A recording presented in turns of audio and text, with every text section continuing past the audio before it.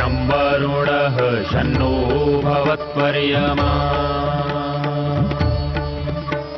शन्न इन्द्रो बृहस्पतिः शन्नो विष्णुरुक्रमः ॐ शान्ति शान्ति शान्तिः।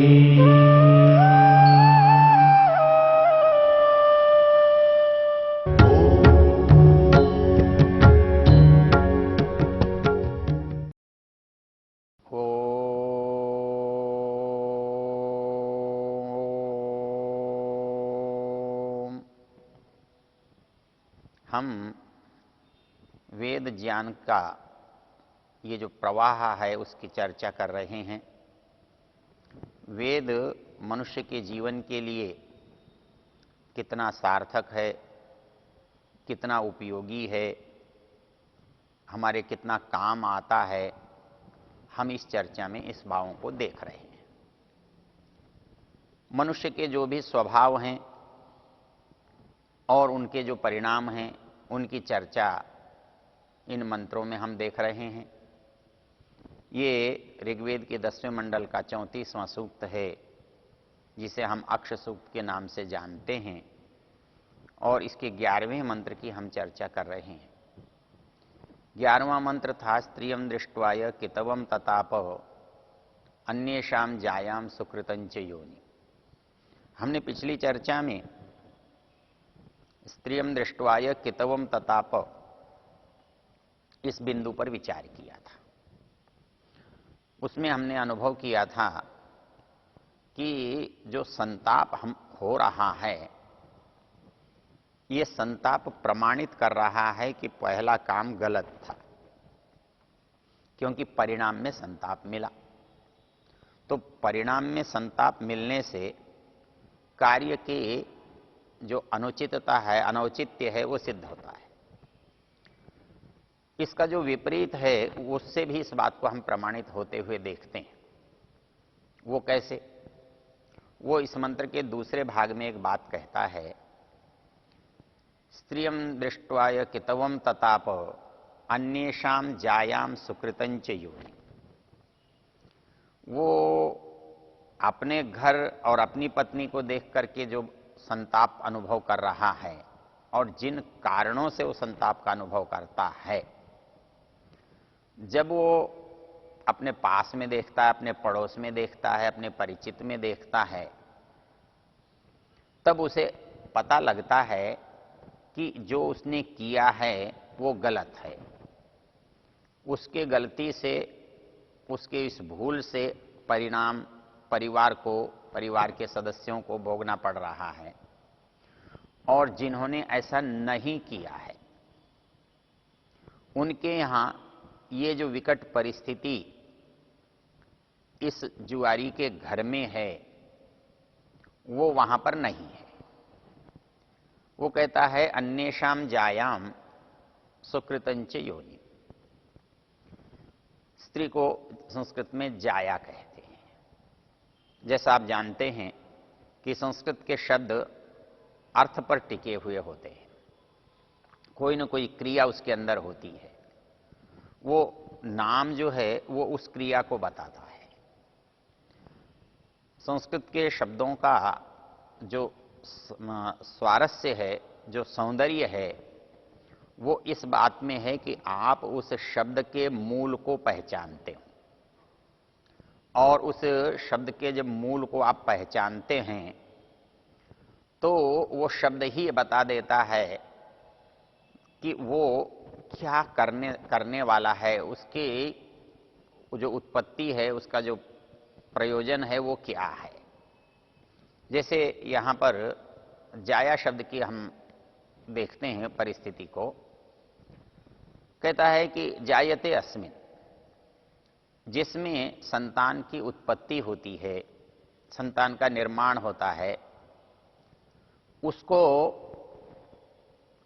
उसका जो कारण है, उसका जो आधार है, इसलिए स्त्री को जाया कहा। इसीलिए एक शब्द बनता है जामाता। संस्कृत में उस दामाद को, अपने लड़की के पति को जामाता कहते हैं, वहां भी उसका यही अर्थ है, क्योंकि माता शब्द तो हमारे लिए परिचित है।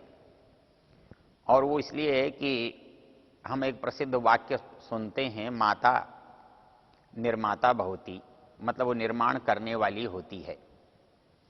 तो वो निर्माण करने वाली होती है, तो जामाता में माता है और माता के साथ जा है। तो जा किसके लिए आता है? तो जा जो शब्द है, एक अक्षरी जो शब्द है, वो है अपत्य के अर्थ में, संतान के अर्थ में। क्योंकि जायते जो उत्पन्न होता है, जो बनता है, तो उसका अर्थ बनेगा जो जा अपत्यम, संतान का बनाने वाला है, संतान का कारण है, पिता है, इसलिए उसे जामाता कहते हैं। और इसलिए यहां पत्नी को जाया कहते हैं, जायते अस्मिन, जिसमें से उत्पन्न होता है, जिसमें से बनता है। ये कहता है कि हमारे पास जो आधार हैं हमारे सहयोग के, जड़ हैं और चेतन हैं। जो चेतन हैं वो व्यक्ति के रूप में, प्राणियों के रूप में, पशुओं के रूप में हमारे साथ जुड़े हुए होते हैं। और जो जड़ वस्तुओं के रूप में हैं वो वाहन के रूप में हैं, भवनों के रूप में हैं, खेत खलिहान के रूप में हैं, प्रकृति के दूसरे रूपों में हैं। तो हमको दोनों तरह से सुख देने वाले पदार्थ चाहिए। जो हमारा चेतन परिवेश है वो भी हमें सुख देने वाला हो, और जो हमारा जड़ परिवेश है वो भी हमारे सुख का कारण हो। तो ये जो दोनों के दोनों सुख देने वाले परिणाम हैं, ये सुख देने वाले परिणाम कैसे हो सकते हैं? तो वो कहता है कि जो सुख के आधार हैं, या तो आपको आपके परिजनों से, आपके संबंधियों से, आपके निकट लोगों से आपको सुख मिलता हो, या दूसरा आपको आपके साधनों से अच्छा लगता हो, साधनों से आपको सुविधा मिलती हो। तो उस साधनों के रूप में आपके पास सबसे बड़ा जो साधन है उसे आप निवास कहते हैं, उसे आप घर कहते हैं। तो यहां पर मंत्र में उसको सुकृतंच योनिम, अर्थात जो निवास का स्थान है उसको कहता है, वो कैसा है? सुकृतम, अच्छा बनाया हुआ है, जो हमारे लिए अनुकूल है, हमारे सब ऋतुओं के अंदर वास करने योग्य है। और हमारे जितनी तरह के लोग हैं, अर्थात जो बच्चों के लिए, जो युवाओं के लिए, जो वृद्धों के लिए, विषम परिस्थितियों में आने वाले रोगों के लिए, अतिथियों के लिए, हमारे साथ रहने वाले प्राणियों के लिए, अर्थात हमारा घर कैसा हो? तो कहता ऐसा हो जिसमें सब समयों में सभी लोग सुखपूर्वक निवास करते हैं। तो वो सुकृतम, यहां सुकृतम बहुत अच्छा बनाया। अच्छा बनाना ये हमारे घर की विशेषता होनी चाहिए। और अच्छा कोई दिखने में अच्छा हो ये बहुत अच्छा ही नहीं है। अच्छा ये है कि उसको जब हम अपने काम में लें, अपने व्यवहार में लें, तब हमें वो सुविधाजनक हो, और वो हमें गर्मी में भी सुविधा देता हो, सर्दियों में शीत में भी सुविधा देता हो, वर्षा में भी हमें लाभ सुख पहुंचाता हो। उसके अंदर जो जलवायु है वो भी अच्छा हो, अनुकूल हो, हमारे स्वास्थ्य को बढ़ाने वाला हो, हमारे प्रतिकूल न हो, हमारे को कष्ट देने वाला न हो। इतनी सब बातें कहता है कि हमें सोचनी चाहिए जब हम अपने आवास को बनाएं, अपने निवास को बनाएं, अपने घर को बनाएं। तो यहां पर उसकी विशेषता दी है सुकृतम। सुकृत की पीछे भी चर्चा हम कर चुके हैं, जहां पर एक बात समझाई गई थी कि इस परमेश्वर ने जब संसार को बनाया, संसार को बनाया तो अकेले संसार से उसका क्या होने वाला था? अकेले संसार का प्रयोजन क्या था? उस संसार से किसका लाभ और किसकी हानि थी?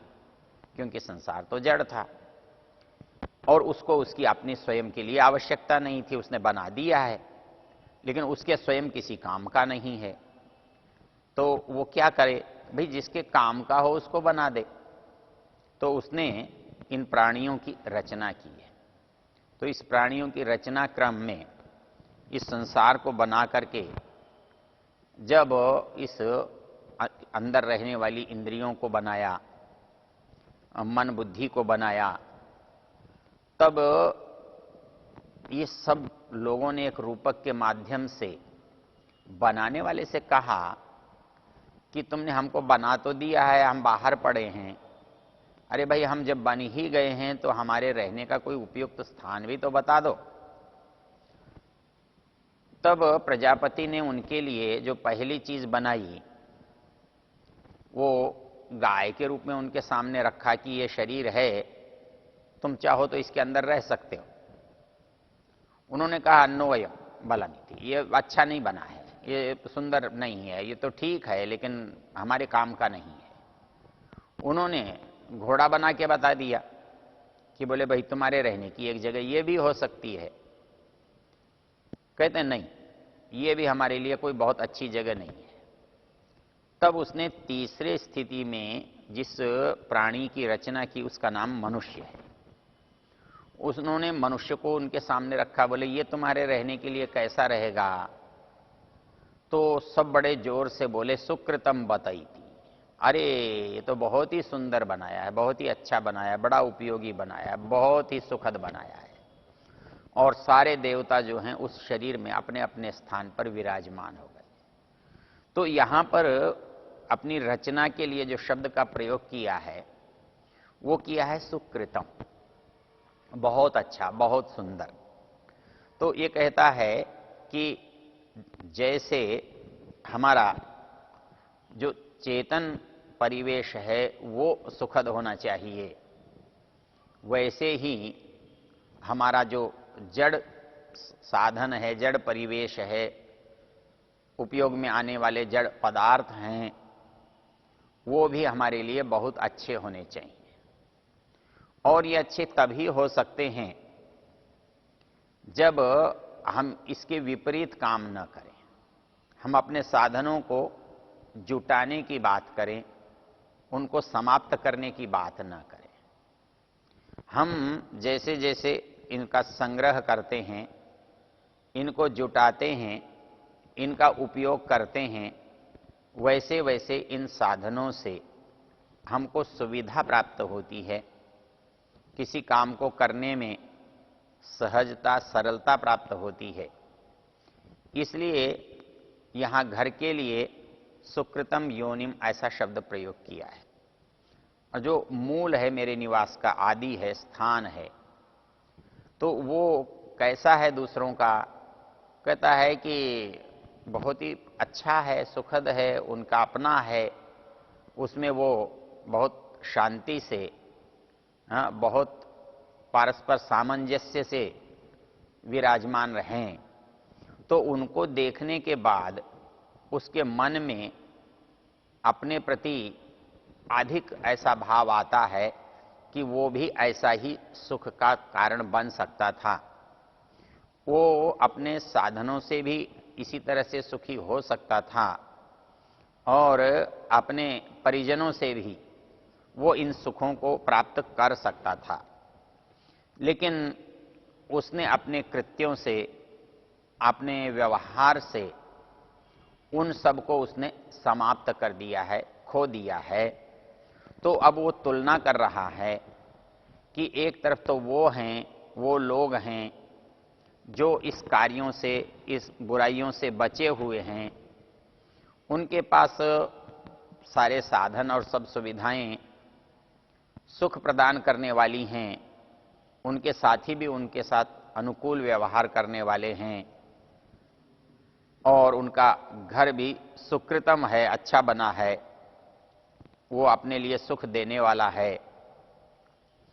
और जायाम, जो उनकी पत्नी है, पत्नी के साथ उसका परिवार है, वो भी प्रसन्न है, सुखी है और उसके अनुकूल उसका उपयोग करता है। तो ये दो जो परिस्थितियां हैं एक मनुष्य के सामने आती हैं, तो वो अपनी जो विकटताएं हैं, अपनी जो कठिनाइयां हैं, उनके कारण से उसको संताप होता है। लेकिन एक संताप उसे और अधिक संताप्त करता है, उसके दुख को बढ़ा देता है, जब वो ये अनुभव करता है कि उसके साथी लोग जो इस व्यापार से विरत रहे, जिन्होंने इन बुराइयों को नहीं किया, वो किस तरह से अपने जीवन को अच्छा और सुखमय अनुभव करते हैं। ये जो परिस्थिति है, ये इसका एक मनोवैज्ञानिक चित्रण है। इस मनोवैज्ञानिक चित्रण से हमारे अंदर एक भाव पैदा होता है। वो भाव एक तो ये है कि अपने अंदर ग्लानि का भाव पैदा होता है, अपने अंदर अपराध बोध का भाव पैदा होता है।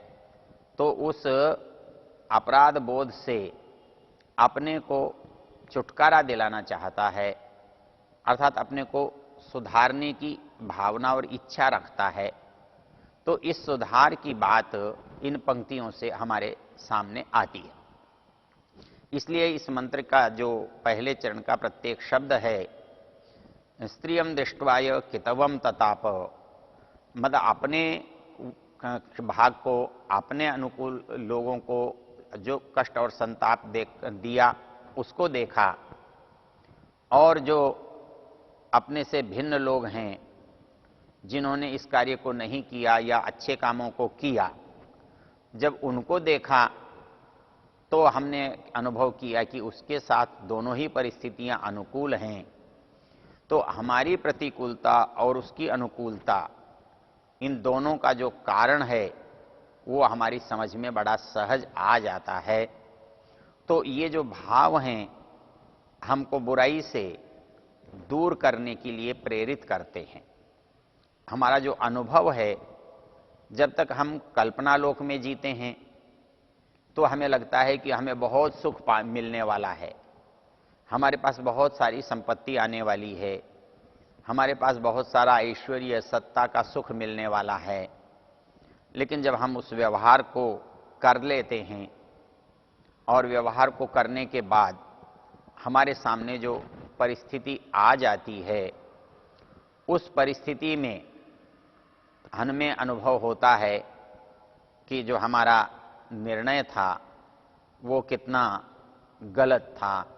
ये बात इस पंक्ति में हमारे सामने बड़ी स्पष्ट होती है कि उसके अंदर एक संताप है, और उस संताप को उसका अपना घर तो बढ़ाता ही है, लेकिन दूसरे का सुख उस संताप को और अधिक बढ़ा देता है, और इस संताप से वो अपने को मुक्त करने का यत्न करता है।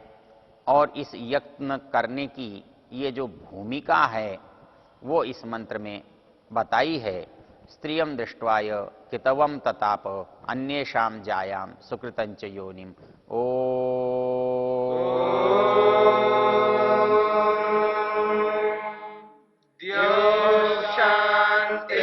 शांतिरंतरिक्षम शांति पृथिवी शांतिरापः शांतिरोषधयः शांतिः वनस्पतयः शांतिर्विश्वे देवा शांतिर्ब्रह्म शांति सर्वं शांति शांतिरेव शांति क्षमा शांतिरेधि